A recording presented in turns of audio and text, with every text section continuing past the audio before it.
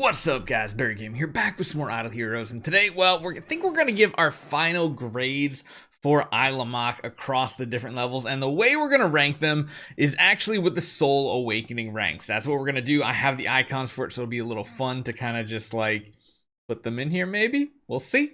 But hopefully you guys enjoy this one. We've had a lot of, we've been able to test a lot of stuff out, and we can compare them to other first E5 heroes to see how well they actually are. So hopefully you guys enjoy this one. Let's jump right into it.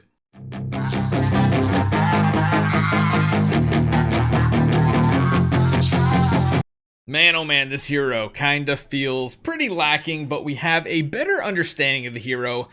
We did have him full Resonance gear, we had him at the stone, we had probably less than desirable artifact. I think if you would have had an A and B, he would have been better. If you would have had a glittery or higher candy bar, he probably would have been amazing, but I would not do that. A and B definitely feels like the route for him. That way you can be over 100% block. He's just a very weird character. We have V4, all that fun stuff. So let's talk about the first grade, which is going to be Sealand. So we did manage to get all the way through Sealand 20 with him. Was it as easy as other heroes? Absolutely not. Handful of heroes I can say that still do Sealands easier. Let's go with Eloise. Probably even, I don't know, Tix is a close one. You kind of need a little support with him. Ithaca definitely needs more support. Eloise and Tix probably better. Holmes Young definitely better. Inosuke is better. Penny might even be better as well. Let's go with Waldeck is better. Mirax is kind of hard to get done. Delacium is easier. And Cthulhu is probably easier. I know it's a really weird old one. And honestly, I think he's better than all the Force heroes at getting it done solo, honestly. Because Garuda still struggles at V4 to get it done sometimes. So like I said, there's not like a ton of heroes that get it done before him. I think what I would do, I think I'll give him a B+ rating. So B+ is going to be the first one that we give, and that is for Sealand. Now, sadly, we did not get to try him in Aspen Dungeon. I mean, we can try him right here in Purgatory, but that is not going to go well whatsoever. He's just not going to be fast enough. Granted, he does counterattack and he gets some bleeds up, but he's just going to completely melt to his own healing. Although he doesn't heal for that much. We didn't get to test him, but his kit really does not seem that good for something like this.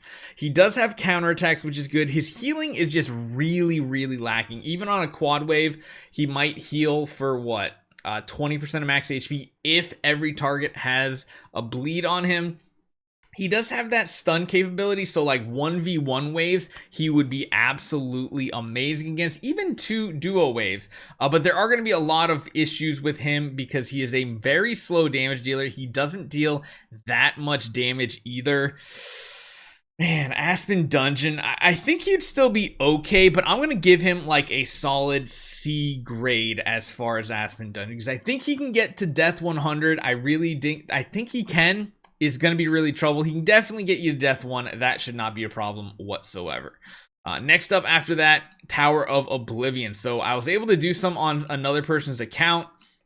It wasn't that bad. I thought it would be better, honestly. We can actually just chuck our team in here and see how he does in Tower of Dreams. Just chuck him in. Let's see. I imagine we can get through the lower depths pretty easily, and it's probably what, on the back of Queen more or less, but he does do a significant amount of damage, I would say. Waves like that, the carry wave could be a little tricky here, but he's keeping up with Queen. Both of them are V4. He does synergize very well with Queen because Queen is putting bleed on a lot of targets here. But the fact of the matter is, he's just not going to be that crucial. He's not going to be that great. I wanted to see if we got like the big Mim wave here. Crowd control is going to be his biggest weakness, which is going to be a big issue making your way up tower, which leads me to believe his tower grade, I'm going to give him like a D for that one. Not that great. Not amazing. Not bad. Still kind of bad. He's going to get a D. So that's where that one goes there. Next up, we are going to talk about campaign, because as you guys know, we were stuck in campaign on this account, but even with a Scarlet Queen Halora, he's really not good. As you can see here, I mean, a lot of people come across this wave right here with Garudas. There's a Garuda wave like literally on every single stage, and he is absolutely abysmal abysmal at these waves with the Garudas. He doesn't have the tank ability to take the hits. He doesn't have the damage to burst them down before they win. He just really is lacking, and that's even with the synergy with the Scarlet Queen Halora, which just feels really, really bad. Honestly, with this wave here, they don't even get to do their second attack because they just die instantly because they're not doing anything to the enemy team to disrupt them. So you just instantly basically die. He can counterattack, and he can get a whatchamacallit, he can counterattack and get a decent amount of stuns off, but overall it does feel pretty lacking. We'll do one with the whole team just because we were testing something out with the Garudas here. But the big thing is he has really anti-synergy when it comes to pairing up with Drake, and we're going to talk about that next as well. I just really don't think he gets a good grade at all. Yeah. Luckily, the shrinks when you put a whole team in don't go there, but the second Garudas use their actives, like our whole entire team is just going to heal them back up to full, and especially when we're shrunk, that's really bad. Granted, that was a lot better of a 10, but look at those Garudas, just straight back up to full health. We can kill the Olivias off. That's not really a problem. But again, we get the occasional stun off. His bleed is not impactful enough. And honestly, for a final grade for campaign, I think I'm going to give him an E-. Yeah.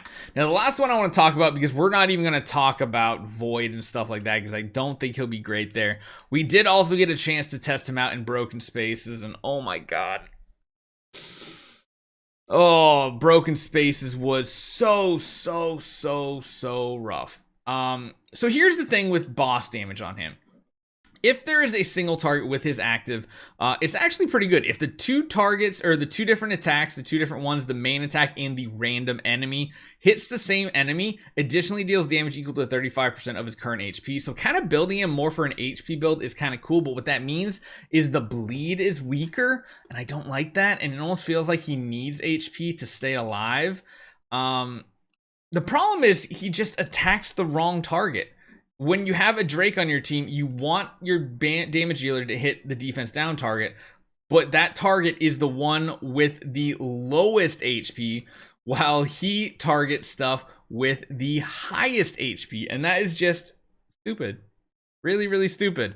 Yeah, I mean, not much else to say. I think like an overall grade for him, man. Final grade, I mean, well, Broken Spaces grade, I'll give him like a D. He'll get a D there just because he can do some good damage. Maybe I'll bump it up a little bit. I'll give him a D+. We'll give him a D+ for that. Yeah, not so great. And then finally, overall score, I mean, I'd give him maybe just like, what's that? He's decent in some areas, not great in others. I'm going to give him just like a C- grade. C- is what I say he is overall for an early game hero. But let's hope his Transcendence version is really good. So hopefully you guys enjoy this, and let me know what you guys think. I really enjoyed testing him out in the early game. Let me know if you want me to test him anywhere else, and I'll see you guys next time.